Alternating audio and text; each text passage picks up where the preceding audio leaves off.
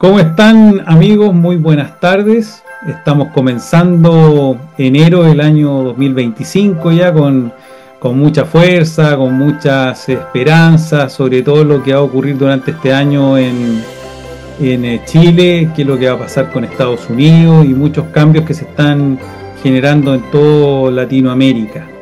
Hemos querido partir hoy día teniendo un invitado bastante importante.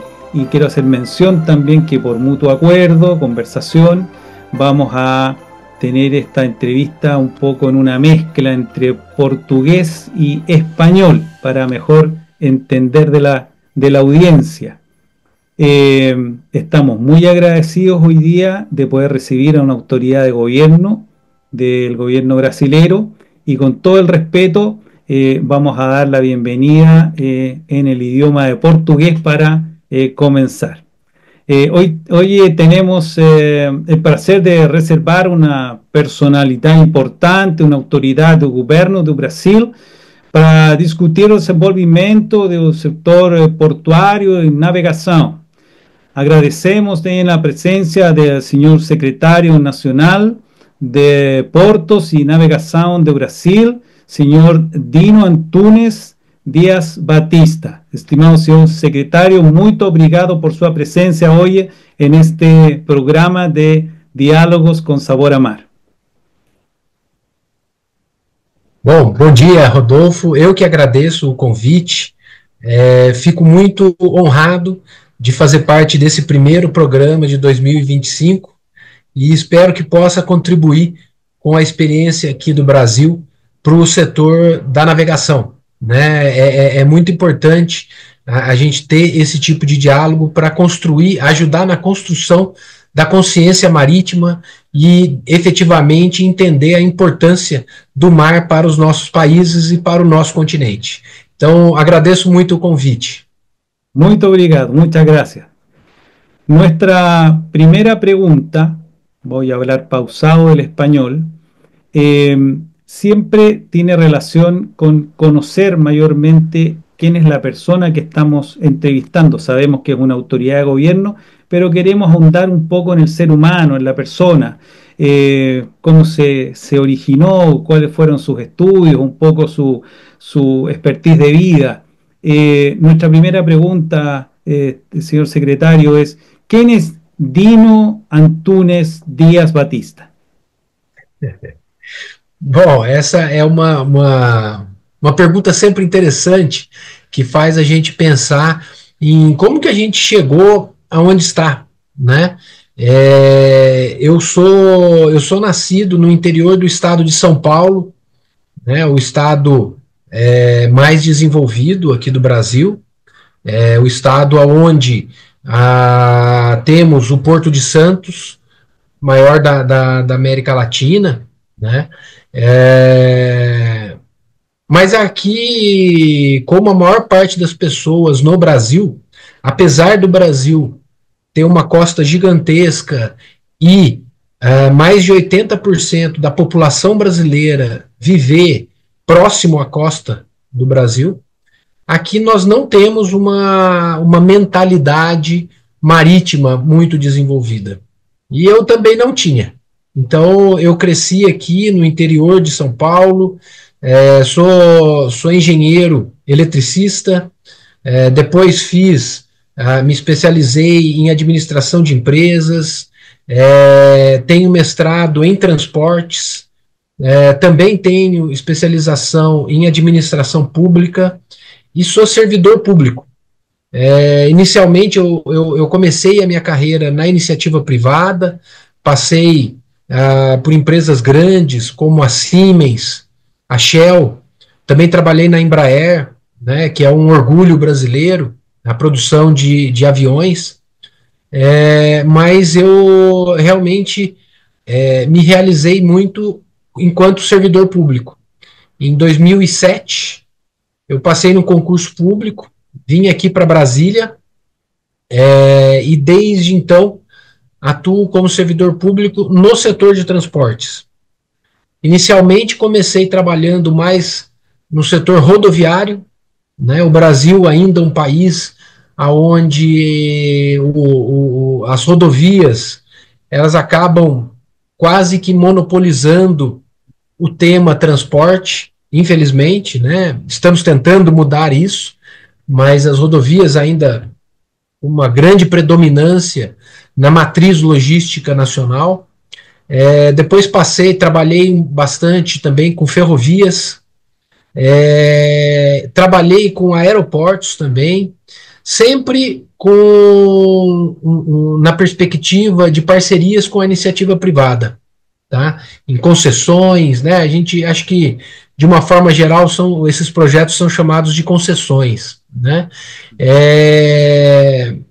Em 2015, quando pela primeira vez recebi o convite para ser secretário, na época era a Secretaria de Fomento do Ministério de Transportes. Na Secretaria de Fomento, a gente já existia, né, o Fundo da Marinha Mercante. E a partir dali, a partir de 2015, tendo esse contato com o Fundo da Marinha Mercante, a gente passou a desenvolver todo um trabalho também com a navegação. Em 2019, foi criado um departamento dentro da então Secretaria de Portos, foi criado um departamento de navegação e hidrovias. E fui convidado para ser o primeiro diretor. Não existia nenhum departamento específico para navegação e hidrovias. Fui convidado para ser o diretor, considerando esse conhecimento que a gente vinha adquirindo desde 2015. Então, em 2019, a gente aprofundou no tema da navegação, né? Então, e foi ali que, inclusive, a gente desenvolveu o principal projeto da navegação de cabotagem, que foi o chamado BR do Mar. Minha equipe, a gente trabalhou bastante para a aprovação de uma lei que veio a criar ali o BR do Mar. Em 2023, houve mudança de governo no Brasil, houve a criação do Ministério de Portos e Aeroportos. Antes estávamos juntos com os outros modos de transporte. Foi criado o Ministério e depois de uma luta muito grande, conseguimos criar, a partir de uma orientação do ministro Silvio Costa, foi criado aqui a Secretaria Nacional de Hidrovias e Navegação. E fui convidado a ser o primeiro secretário da secretaria que tem como foco a navegação, né? Navegação interior, no caso das hidrovias, e navegação geral, cabotagem, navegação de apoio marítimo, apoio portuário e tudo mais. Então, resumidamente, Rodolfo, eu sou um servidor público que passou desde 2015 a ter um contato maior com o mar, né, no sentido logístico, né, e que peguei muito gosto. Depois que a gente começa a trabalhar com a navegação, realmente a gente nunca mais solta, a gente nunca mais desiste da navegação. Esse é Dino Batista, Rodolfo. Qué interesante. Bueno, yo me quedo, yo conocí a secretario cuando justamente era director cuando estuve en Brasil justamente conversando, y aprovecho de decirlo porque muchas veces yo señalaba que había tenido reuniones con autoridades de gobierno en Brasil para ver justamente algún tipo de apoyo, algún tipo de fomento recíproco justamente por el cabotaje. Y bueno, una de las personas con las cuales en ese minuto conversé era con Dino Antúnez cuando era director justamente de puertos y hidrovías en Brasil. Así que aprovecho también la ocasión, porque este tema de las secretarías de ahora del 2024, aprovecho también la Cámara para felicitar por ese no solamente nombramiento, sino que por ese avance también para el Brasil en el contexto estratégico de fomentar su marina mercante. Hay una pregunta que también es importante dentro de esto para poder destacar, poder fomentar, ¿no es cierto?, la motivación en las personas cuando escuchan historias de vida. ¿Cuál es una memoria importante que você tenga, alguna experiencia memorable que você tenga lembranza dentro de su carrera? Rodolfo, tem uma, uma história que eu acho que é importante para esse contexto todo da minha carreira e não só da minha carreira, como da navegação em nossos países, inclusive envolve o Chile, né? Como eu disse, em 2015 eu comecei a trabalhar com o Fundo da Maré Mercante. O Fundo da Maré Mercante, ele é um instrumento fundamental para o desenvolvimento não só da navegação, mas também da indústria da construção naval aqui do Brasil, né? Eu já tinha um pouco de contato com o fundo, mas em 2015 a gente passa a ter efetivamente quando eu vim a ser secretário, eu passei a ter como responsabilidade fazer a gestão do Fundo da Maré Mercante. Em 2015, isso foi em meados de 2015. Em 2015, começam as discussões para que fosse acabado o acordo bilateral entre o Brasil e o Chile, o acordo de navegação entre Brasil e Chile.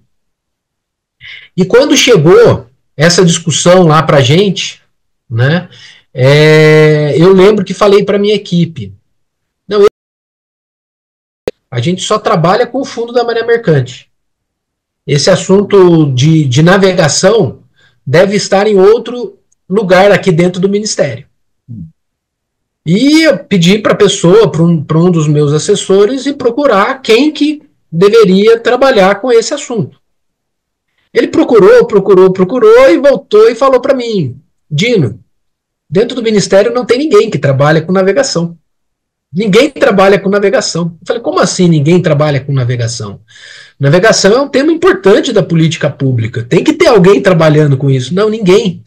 No Ministério dos Transportes, na época, chamado ainda Ministério dos Transportes, ninguém trabalhava com navegação. Os únicos que trabalhavam com navegação eram os técnicos da Agência Nacional de Transportes Aquaviários. Mas a agência é uma agência reguladora, é uma agência técnica, é uma agência que não deveria trabalhar com política pública. Eles têm um papel importante na execução da política pública, mas não na definição da política pública. E aí eu fui conversar com a pessoa na época que era o diretor-geral da ANTAQ, né, a Agência Nacional de Transportes Aquaviários, ANTAQ. Na época era o Mário Povia, um técnico respeitadíssimo, e ele reclamou para mim, ele falou, exatamente, Dino, tá errado isso. Eu já falei várias vezes aí pro Ministério que tem várias coisas que chegam aqui para a agência que não deveriam vir para a agência, que deveriam ir para vocês. E aí eu olhei e falei assim, caramba, a gente precisa mudar isso. Isso é uma falta de priorização para um assunto que é fundamental, que é a navegação, né? A navegação marítima, a navegação interior, né, nos nossos rios. E aí foi o primeiro momento onde a gente alocou alguns técnicos eu tirei do fundo da maré mercante, que é um instrumento importante, mas que não pode, de maneira nenhuma, ser maior do que a navegação. Então a gente criou a primeira equipe para cuidar da navegação. E o primeiro tema foi exatamente o acordo Brasil-Chile. Infelizmente, na época, o acordo, esse tema, quando chegou aqui para a gente, já estava praticamente decidido que o acordo seria encerrado, né? Mas foi quando a gente começou a ter o contato com a navegação, criar todo um conhecimento sobre navegação marítima, navegação interior, e que possibilitou depois a gente desenvolver todo um trabalho na cabotagem, BR do mar e tudo mais. Mas foi uma história muito interessante para a gente, que a gente percebeu como um tema tão importante assim, ele estava esquecido dentro do Ministério.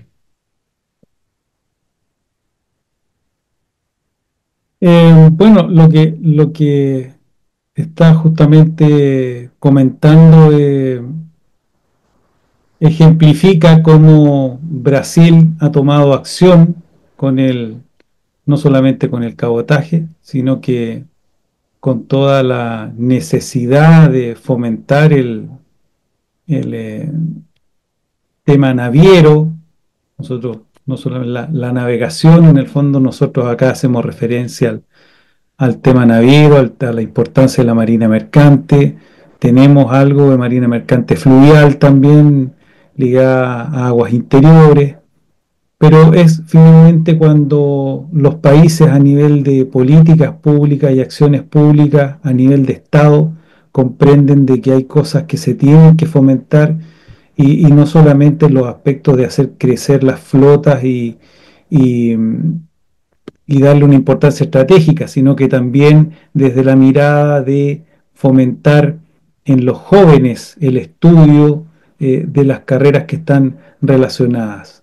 Eh, Dino, que mensagem você daria aos jovens que querem desenvolver atividades em mar ou que seguir sua profissão ou compreender um pouco sua carreira? Rodolfo, eu diria que para aqueles que estão iniciando a carreira e que pensam, que gostam ou que se interessam de alguma maneira pelo mar, eu diria, eu os encorajaria muito a efetivamente vir para o mar. Vem para o mar. O mar, ele é o nosso passado, ele é o nosso presente e será o nosso futuro. Países como o Brasil, como o Chile, como o Peru, Argentina, são países, e tantos outros, são países onde a atividade marítima é fundamental. O Brasil, como eu disse, a gente tem mais de 8 mil quilômetros de costa. Se a gente, eu não sei se todos sabem, a gente consegue chegar até Manaus com embarcações de grande porte, embarcações marítimas, até Manaus. Né? Se a gente junta todo esse trajeto, a gente tem mais de 10 mil quilômetros de um trajeto que faz a conexão de toda a nossa costa. A grande riqueza que temos, maior parte da riqueza, não só a que é gerada em terra, que é muito próxima da costa, como eu disse, né, até 200 quilômetros do mar é a grande concentração da atividade econômica e populacional do Brasil. Isso também é verdade nos outros países da América Latina, né? E aqui a gente percebe que realmente falta esse interesse pelo mar. O que muitos chamam de mentalidade marítima, aonde faz com que engenheiros busquem trabalhar na construção naval, aonde jovens busquem ser marítimos, ou seja, trabalhar como comandantes de embarcações, né? Aonde jovens do interior do país, aqui no Brasil, tenham a atividade da navegação interior como efetivamente uma ação econômica muito importante. Né? E lembrando que são atividades onde a gente tem, muitas vezes, falta de pessoal especializado. A gente, no Brasil, a gente sofre, tem sofrido com a falta de comandantes de embarcações, um pessoal especializado que possa não só trabalhar em águas brasileiras, mas também em águas internacionais. Né? O nosso continente ele é reconhecido pela excelência na formação de marítimos. Né? E aqui eu não estou falando só de brasileiros, temos os chilenos, temos os peruanos, na América Latina, temos grandes escolas de marítimos, temos muito boas escolas de engenharia naval, e temos muitas outras atividades voltadas ao mar. Não só a pesca artesanal, a pesca industrial, aqui no Brasil a produção de petróleo, quase toda hoje offshore, quase toda no mar. A gente tem uma outra realidade que está aparecendo no mundo inteiro, que é a energia eólica offshore. Energia eólica que é fundamental para um outro projeto importante, que é a produção de hidrogênio, principalmente o hidrogênio verde. Então, eu não tenho dúvida nenhuma que nossos países, nosso continente, ele teve no seu passado o mar como fundamental e vai continuar tendo no seu futuro o mar como fundamental. Então, para todos os jovens que gostam do mar, informá-los que existe uma quantidade gigantesca, não só de profissões, como de negócios e oportunidades no mar. Mira qué importante reflexión la que finalmente va generando, no solamente porque esto es un llamado a los jóvenes a comprender la importancia, sino que también porque da esperanza cuando uno escucha a una autoridad de gobierno. Es lo que muchas veces aquí en Chile nos encantaría tener, parlamentarios, diputados, senadores que en cierta manera se sensibilizaran o se emocionaran o vibraran con la realidad marítima, como lo haces tú. Qué alegría que por lo menos haya en Brasil alguien, en este caso un secretario nacional, justamente un área importante como son los puertos y lo que tiene que ver con la navegación, que conozca desde adentro todo lo importante que genera esta sinergia y el poder traspasar el involucramiento a los jóvenes que van a ser el futuro de Brasil y finalmente el futuro de toda Latinoamérica, aprovechando justamente todo lo que representa el mar y nuestros océanos.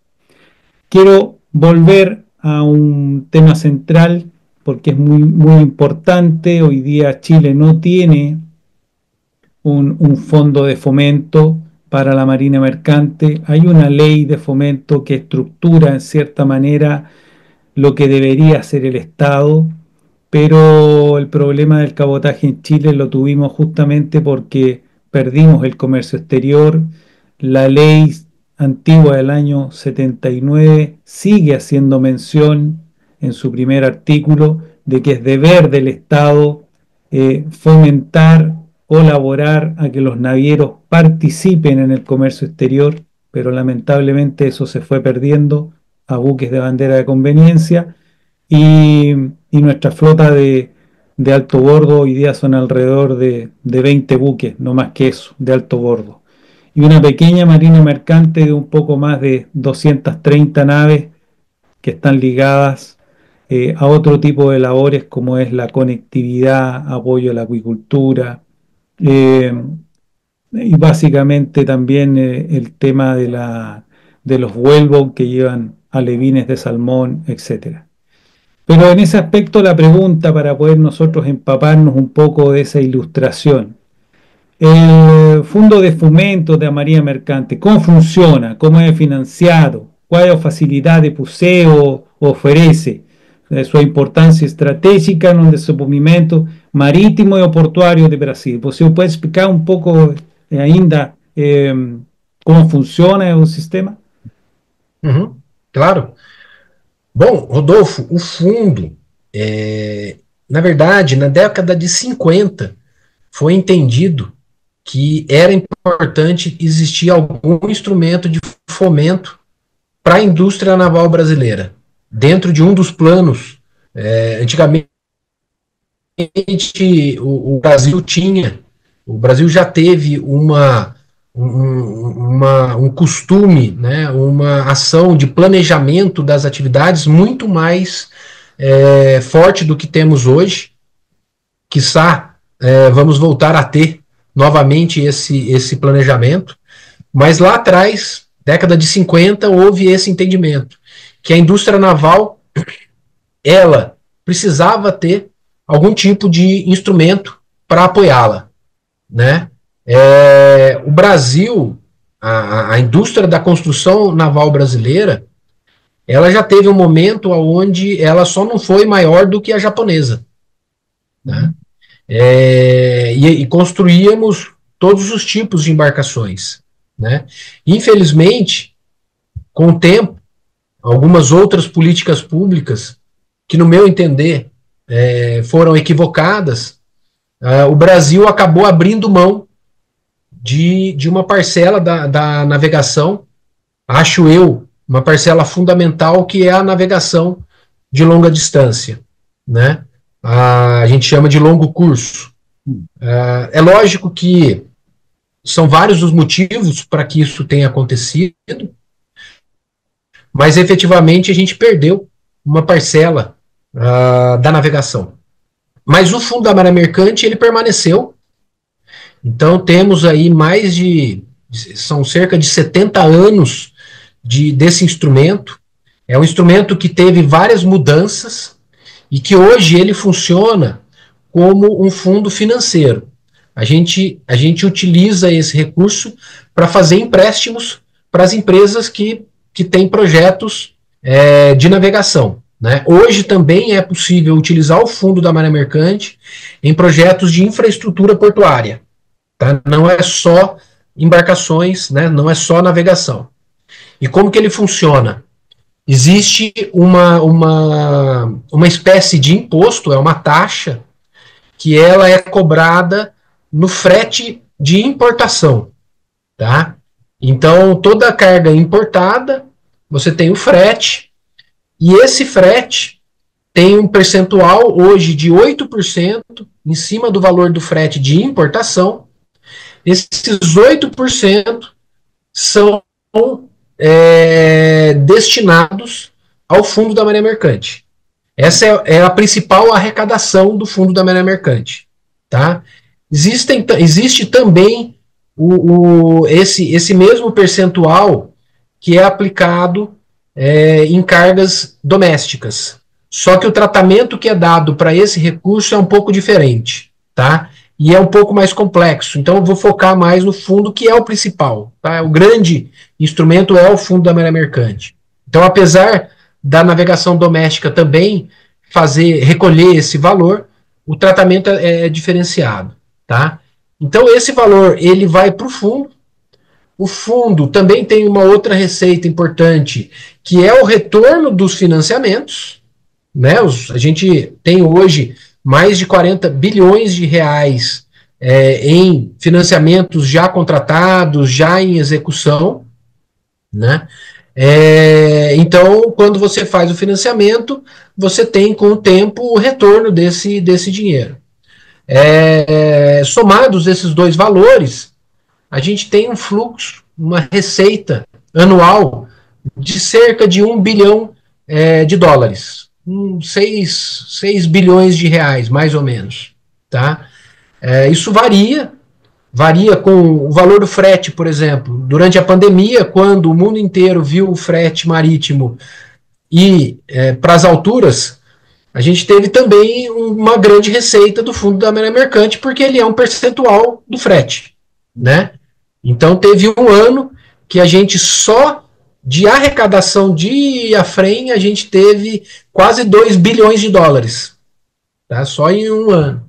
Mas são exceções. Normalmente a gente tem esse 1 bilhão, que é metade mais ou menos em arrecadação de AFREM, 1 bilhão de meio bilhão de dólares, e meio bilhão que é de retorno dos financiamentos. Esse fundo, esse fundo ele é utilizado como as empresas, existe toda uma legislação, né, não só a parte legal quanto infralegal, os decretos e portarias que normatizam o fundo, né, mas basicamente a empresa que tem interesse em utilizar o fundo, ela apresenta o projeto aqui para o Ministério. Eu sou o presidente do Conselho Diretor do Fundo da Maré Mercante. Nesse Conselho Diretor, ele é formado por 13 entidades, metade da iniciativa privada, metade público, né, do setor público, então outros ministérios, né, também banco de fomento, são os públicos, e os privados, o Sindicato da Construção Naval, o Sindicato dos Trabalhadores, Sindicato das Empresas de Navegação, né, e outros, tá? E o projeto, ele é apresentado ao Conselho. E o Conselho, ele avalia o projeto e decide se o projeto será aprovado ou não. O nome que damos a isso é dar prioridade para aquele projeto. Então, se o projeto ele tem mérito, a gente dá prioridade para aquele projeto.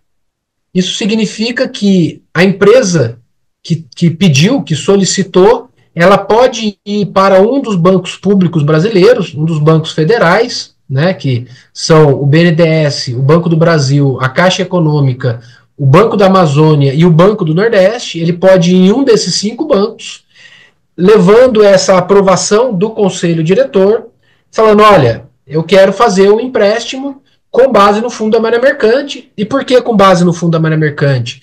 Porque é um tipo de financiamento, é um tipo de operação que tem condições muito atrativas. Principalmente porque a gente tem prazos muito interessantes, né? Hoje a gente consegue operações de até 4 anos de carência, mais 20 anos de amortização, e a gente também tem taxas de juros, né, bastante interessantes. E essas taxas de juros, a gente pode fazer operações tanto em reais quanto em dólar. Então isso é muito interessante para as empresas, principalmente as empresas que trabalham, por exemplo, com o petróleo offshore. Em geral, as operações, grande parte dos contratos, apesar deles serem executados em reais, né, todas as operações no Brasil, elas têm que ser executadas em moeda nacional, mas os contratos eles podem ser nominados em dólar. Ele pode ser X dólares por tonelada, que depois vai ser pago em real a partir da cotação do dia, né? Então, para essas empresas, e grande parte da navegação brasileira, ela tem essa conexão com o exterior, então ela tem essa dolarização da cadeia de valor, que a gente chama, né? Então, para essas empresas, é muito interessante fazer a operação em dólar, porque ela já tem o hedge natural, porque os recebíveis deles já são em dólares, né? E é uma taxa de juros muito baixa em dólar, muito baixa. Em real, a taxa é um pouco maior, é uma taxa interessante, mas não tão interessante quanto em dólar. E isso é importante, principalmente pela característica da navegação brasileira, muito voltada à exportação, ao petróleo, o agro, né? É a produção agrícola, que tem muita conexão com o exterior. E que, portanto, essa possibilidade de fazer operações em dólar fecha muito bem com a cadeia de valor, tá? Então, as empresas elas fecham a operação financeira com os bancos, o risco de crédito não é do fundo da maré mercante, esse risco de crédito é do banco, e é por isso que o banco, ele, em cima desse juro básico, que já é muito baixo, em cima dele existe um spread do banco. Esse spread, ele reflete exatamente o risco de crédito daquela operação específica, né? Que tem a ver não só com a operação, como com o tomador, da empresa que está tomando o recurso, né? Mas, de uma forma geral, para as operações de construção naval, as condições do Fundo da Maré Mercante são imbatíveis. Então, ele é um instrumento que é fundamental para a indústria naval brasileira. A indústria naval brasileira, ela acabou se especializando em alguns nichos da construção naval. Então, na navegação interior, a construção de comboios, como esse que está na imagem atrás de você, né? São comboios hoje todos feitos no Brasil, né? A gente teve há um mês e meio atrás o anúncio de um grande contrato de 3,7, quase 4 bilhões de reais, né, um contrato para construir 400 barcaças e 15 empurradores para esse tipo de embarcação, como esse tipo de comboio, como esse que está aí. Só que também temos um setor importante, que é o do apoio portuário. Então, é a construção dos rebocadores para fazer ali o apoio às embarcações que chegam nos portos. E também as embarcações de apoio marítimo, são aquelas embarcações que apoiam a produção offshore de petróleo. Então, são PSVs, OSRVs, HTS, são embarcações especializadas que precisam de marítimos especializados para fazer a operação dessas embarcações. Hoje, no Brasil, temos cerca de 400 embarcações operando, só de apoio marítimo, operando na costa brasileira. Dessas 400, cerca de 320 foram construídas no Brasil. E também na cabotagem, principalmente no transporte de petróleo e derivados, a gente teve uma situação importante aqui dentro do Brasil, construção de mais de 20 embarcações aqui no Brasil para transporte de petróleo, e algo que hoje está retornando. A Petrobras, a Transpetro, na verdade, que é a subsidiária da Petrobras, que faz o transporte, né, para a Petrobras, ela acabou de aprovar no Fundo da Maré Mercante mais 4 embarcações. A expectativa é que no começo do ano que vem sejam mais 8 embarcações para transporte também. As 8 do ano que vem devem ser gazeiros. Essas 4 que foram aprovadas agora são rendes.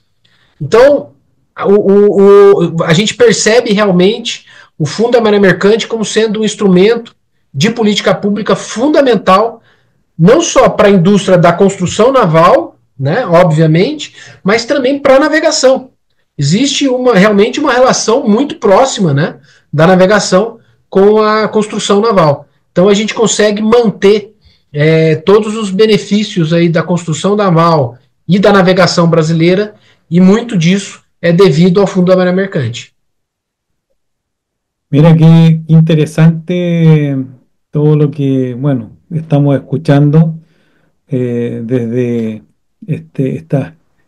estos distintos vectores de utilización de este fondo, de conocer un poco las ventajas bancarias que ofrece con impuestos que son bastante más favorables, y a su vez también cuando se generan los préstamos, también para los empresarios que tienen ideas de construcción o de inversión a nivel naviero, también es bastante más amigable en esos aspectos.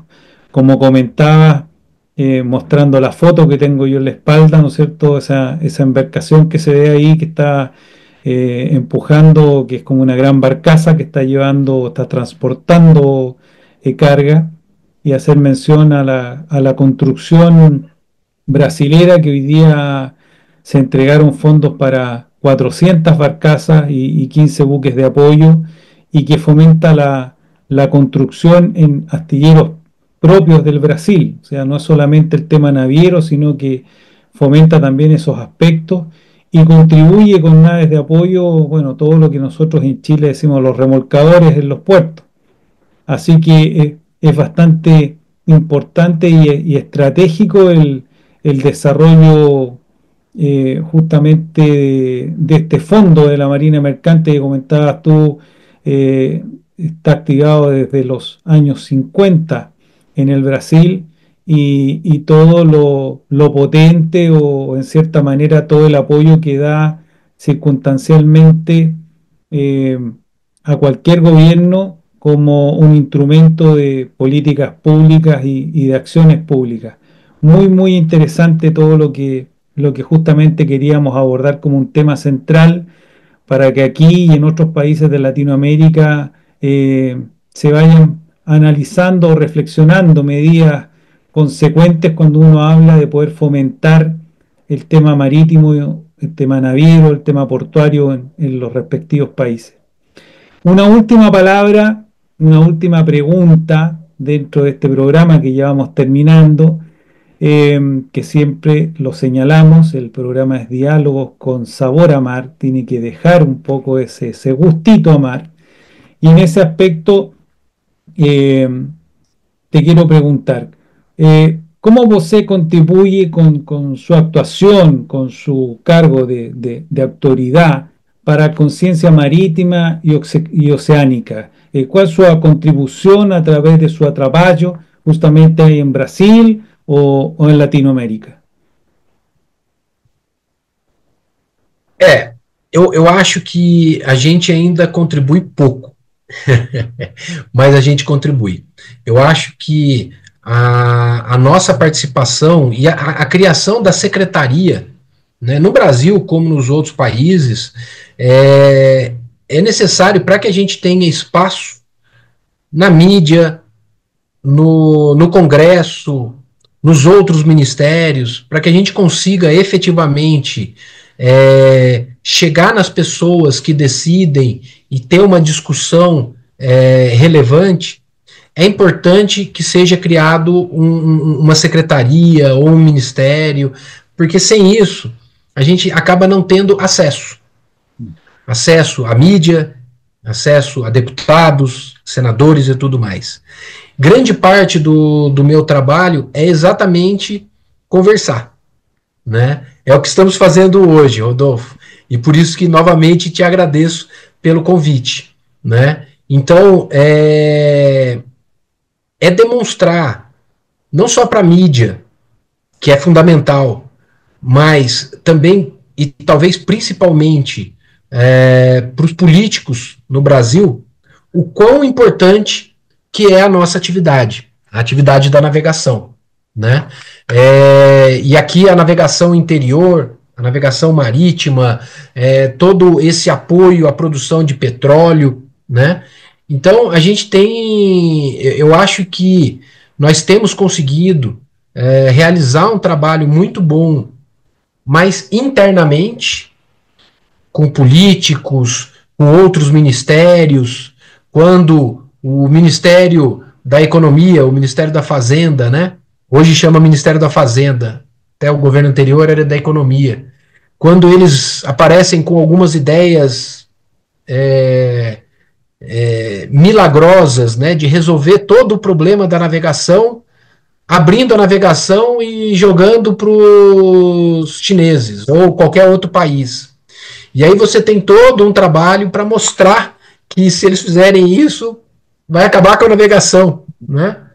Então, esse trabalho é um trabalho importante que eu acho que a gente tem feito e tem conseguido bons resultados dentro do que a gente chama de dentro de casa.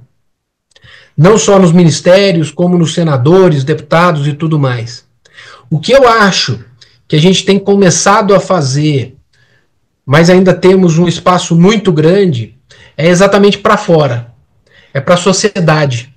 É a sociedade entender a importância da navegação, né?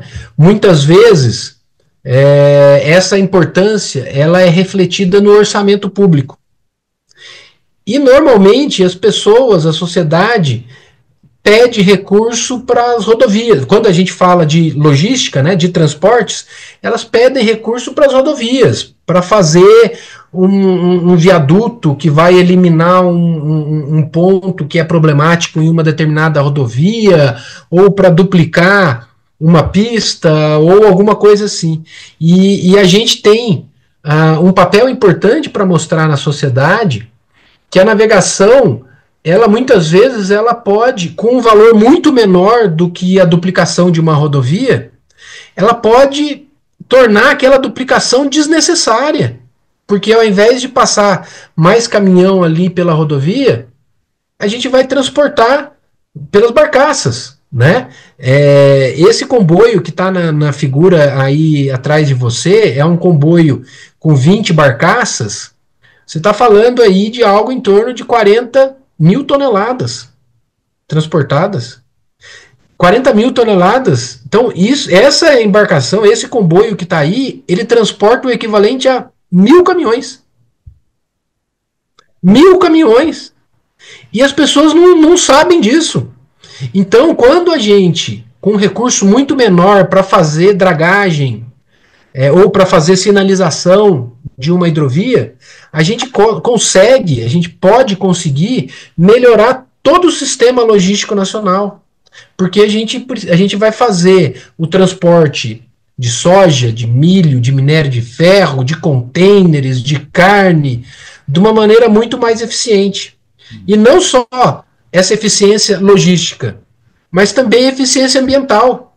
Quando a gente faz o transporte aquaviário, a gente tem uma poluição muito menor, um nível de acidentes muito menor, atropelamento de fauna, atropelamento de animais também reduzido.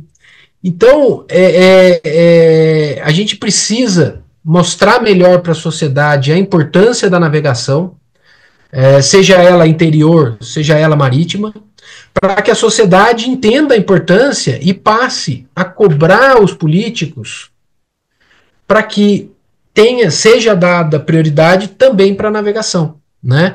Então, a gente tem feito o movimento daqui. A gente precisa que a sociedade faça o movimento do outro lado, que as esferas políticas entendam efetivamente a importância da navegação. Não é para nós, é para toda a sociedade. Então, esse é o nosso trabalho. Eu acho que é assim que nós temos contribuído para a mentalidade da navegação. Grandes palabras, grandes reflexiones, señor secretario. Muchas gracias. Nos vamos despidiendo del programa. Creo que ha sido de una terrible ilustración, justamente viniendo una persona que no solamente está deseando cambios, sino que genera cambios en su país, es parte de una secretaría importante en su país que está logrando este tipo de cambios y que, como vuelvo a repetir, qué importante que las personas que participan justamente en políticas públicas y acciones públicas finalmente sean el pilar de la conciencia que estas naciones necesitan para poder ir mejorando. Señor secretario, muy obrigado por permitir esta entrevista para conocimiento dos países latino-americanos sobre a realidade marítima do Brasil. Muito obrigado, um grande abraço. Yo agradezco, yo voy a intentar hablar un poquito en español, pero que yo agradezco por la invitación. Yo estoy de vacaciones acá en Brasil, pero que yo pienso que es muy importante que todos en Latinoamérica tengamos la oportunidad de discutir o tema de navegación. Entonces, yo agradezco mucho la oportunidad. Yo estoy acá siempre disponible para hablar con usted. Muchas gracias. Que tengas muy buena tarde.